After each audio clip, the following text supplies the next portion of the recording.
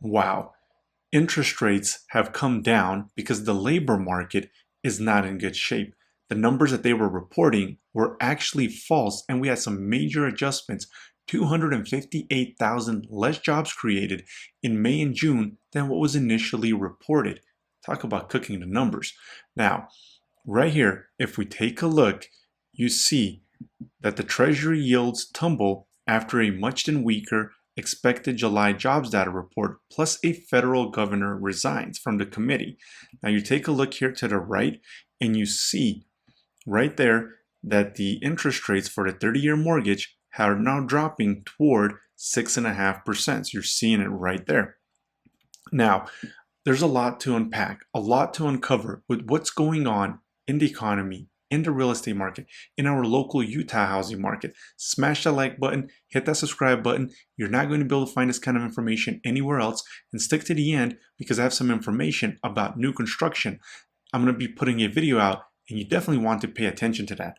Now that is resembling some 2008, 2009 stuff.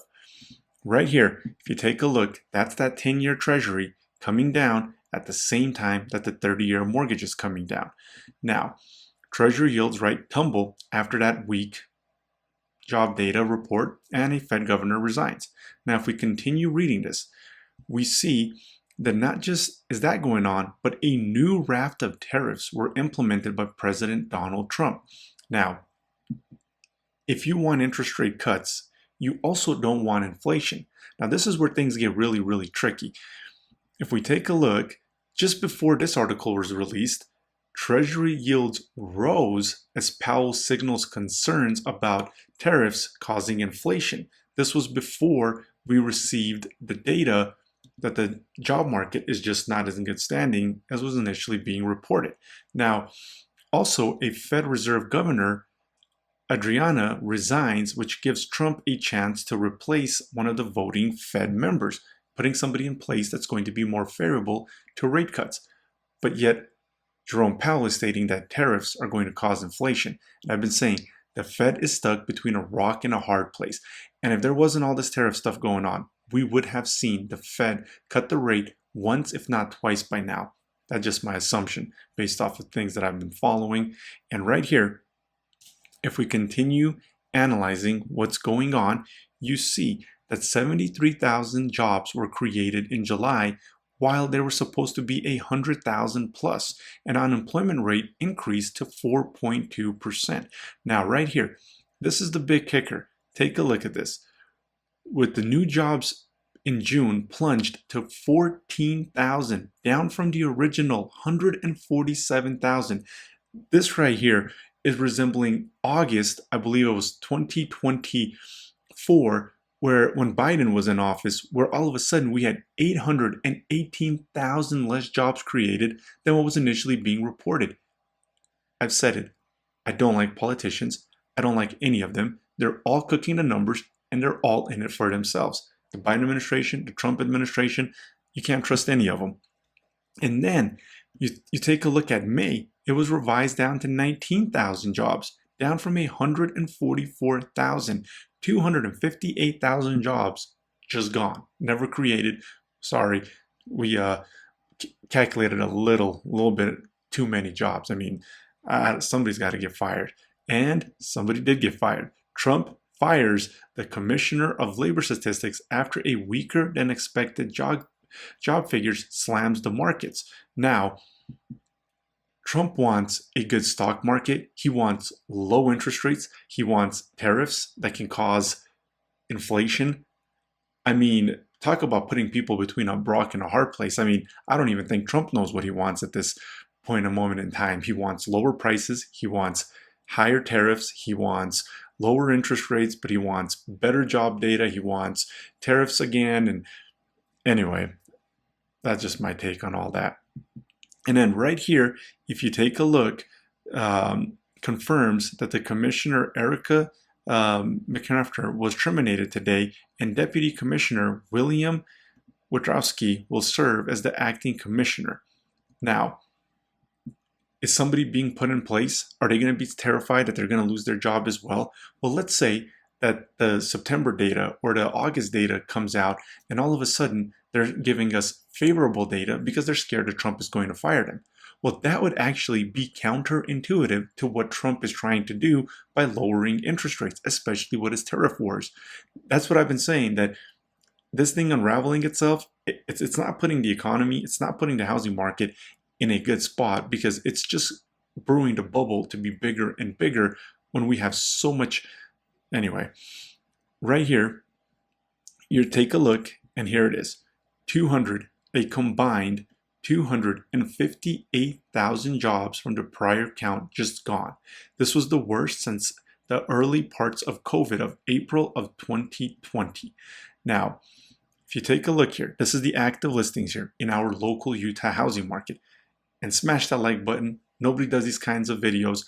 The new construction that I'm going to be putting out, that video will be coming out in a few days. I'm going to try to post that sometime on Wednesday. I'm going to put that together here at the beginning of this week, showing you that the builders, as I've been saying, are in an awful spot right now.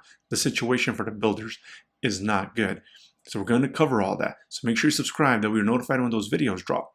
And as far as videos being continued to be made here, that's still in progress here for the channel. Now, I'm going to show you here what's going on. You see the actives. It looks like it's plateauing here. Now, we still have much more inventory, as this blue-purple line at the top shows, than years past. However, it does seem like we are peaking earlier than the September-October timeframe as far as inventory growth. The reason that's happening is sellers are taking their house off the market at record pace. Now, this is actually good news, bad news, but good news if you're a buyer. And if you wanted to find out, give me a call. We can set up that consultation, see if we're a good fit for one another, and then I'll give you that specific data. That way, you're able to time the market with what you feel is the right move for you.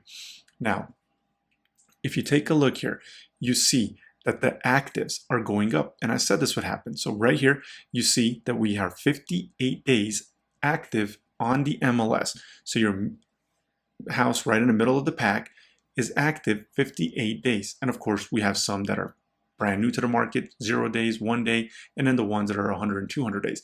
But your median sold price, or median days on market for a sold data, is now going to continue coming up from those 30 lows as the year is progressing, because we're seeing these actives, and pretty soon the actives, the average active days is going to be 100.